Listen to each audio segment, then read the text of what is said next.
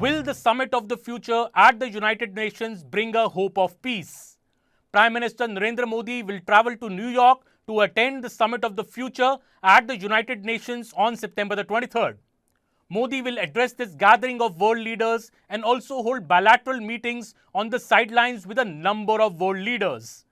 The summit will bring together world leaders with the objective of enhancing multilateral cooperation with a view to tackle the most pressing global challenges that the world faces and the gaps in global governance that exist.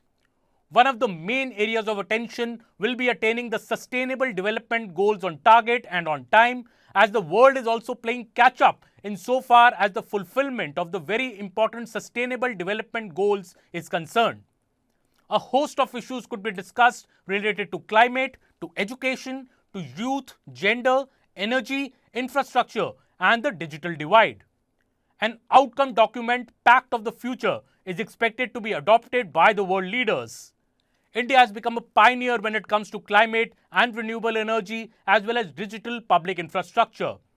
However, what is the most significant is that the summit is being held at a time of conflict, tensions and divisions in the world.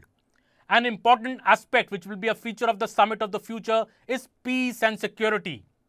India's message is likely to focus on the country's opposition to war as a means of settling political divisions and discords, and the need for diplomacy and dialogue to settle such issues.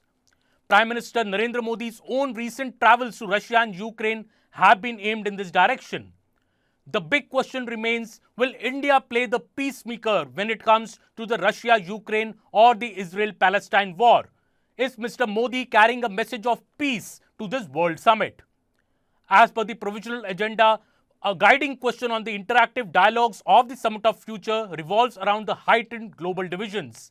To quote from this agenda, how can multilateral cooperation based on the UN Charter and international law be enhanced to address current challenges to international peace and security in an increasingly complex and interconnected world and in the context of heightened divisions amongst the member states? The Summit of the Future will be followed by the UN General Assembly High-Level Week. India's External Affairs Minister S. Jaishankar will be taking part in the High-Level Week and he will deliver India's national statement during this High-Level Week.